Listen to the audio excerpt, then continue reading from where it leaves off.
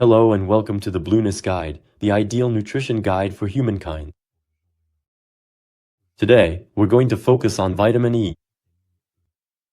What is it used for? Do we need to take supplements? Where can we find it? And what are our needs? These are the questions we'll be answering in this podcast.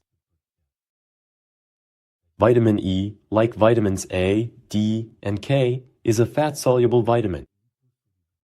This means that it is stored in the body's fat tissues. It is made up of 4 tocopherols and 4 tocotrienols. Vitamin E was discovered in 1924 and was recognized in 1968 as a nutrient for humans. It is found mainly in fatty foods, which makes it an abundant vitamin in a diet that is at least balanced among the 3 macronutrients, and even more so in a diet rich in fats. So, what is the role and what are the benefits of vitamin E? The main role of vitamin E is that it is a powerful antioxidant, whose primary function is to protect the body from damage caused to cells. In fact, the body continuously produces free radicals. These are highly reactive compounds that have unpaired electrons.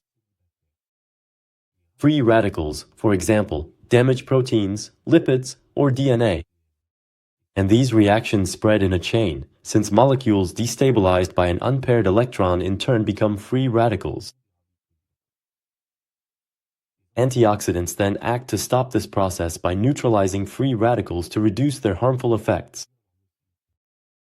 For example, vitamin E has the ability to capture and stabilize the unpaired electron of free radicals. Vitamin E mainly acts as an antioxidant in biological membranes.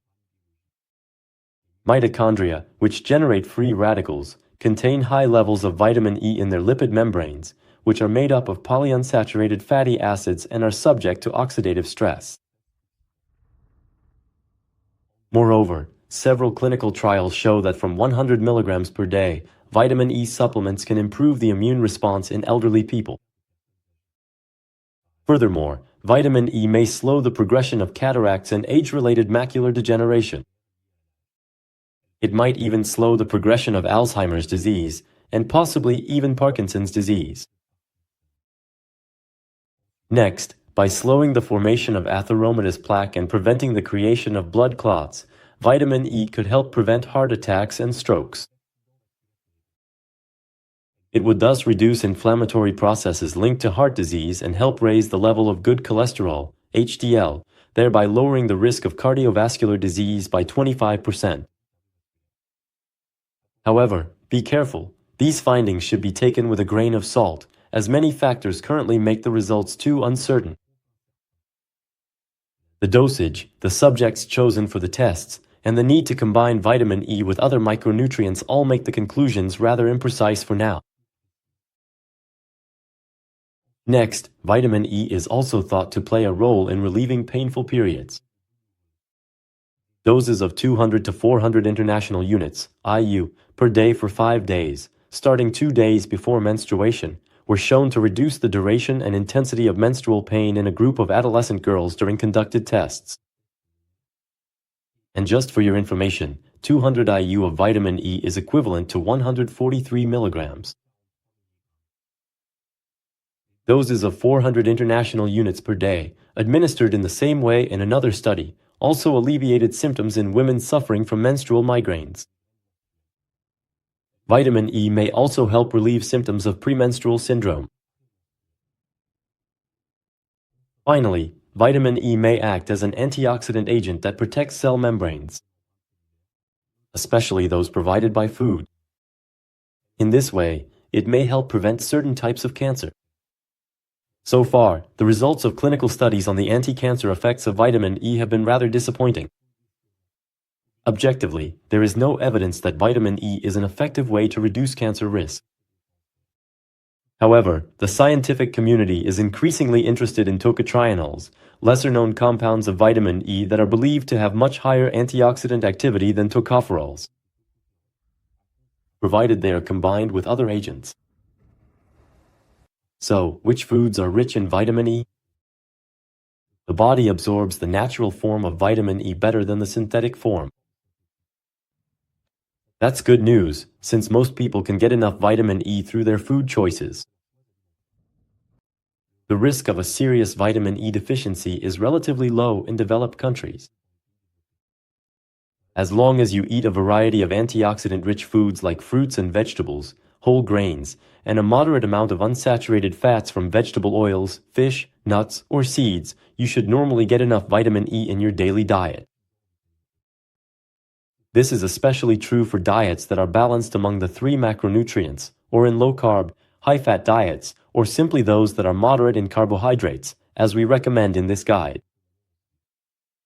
In general, nuts, seeds, vegetable oils, and to a lesser extent leafy green vegetables are good sources of vitamin E.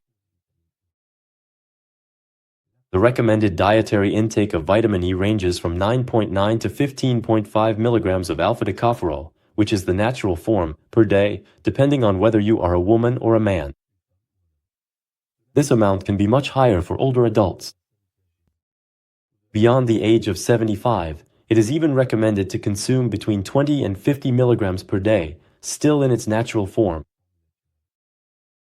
True deficiencies, strictly speaking, are rare, but to be sure to meet the body's vitamin E needs, it would simply be enough to increase your intake of seeds and nuts, which are rich in vitamin E, as well as healthy fats in general.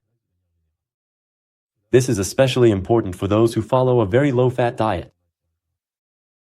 The relevant authorities generally recommend not exceeding a daily intake of 62 milligrams of vitamin E for adults. And in the body, vitamin E works in synergy with vitamin C, selenium, and even zinc to provide an optimal antioxidant effect. But be careful, the higher your intake of unsaturated fatty acids, meaning omega-3, 6, and 9, the greater your vitamin E intake needs to be in order to protect them from oxidation inside the body.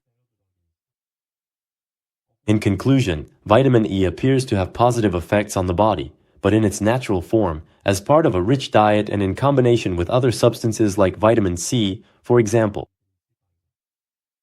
Its main positive effect is its antioxidant role. In terms of intake, the recommended nutritional intake for adults can be up to 15 milligrams per day, which is 22.5 international units. Finally, to wrap up, vitamin E is certainly an essential vitamin, but as long as you have a relatively balanced diet that's sufficiently rich in fats, your body is unlikely to lack it. And its action will be enhanced because it will be consumed along with other vitamins. Therefore, there is no need to specifically supplement with vitamin E when you follow a diet rich in fats, or at least one that is balanced among the three macronutrients: fats, carbohydrates, and proteins. At this time, research related to this vitamin has not produced any convincing results regarding excessive consumption, especially when taken in isolation. So you shouldn't consume it in excess, unless medically advised, especially since it's a fat-soluble vitamin and therefore stored in the body. That's all for vitamin E. See you soon in the Clown's Guide.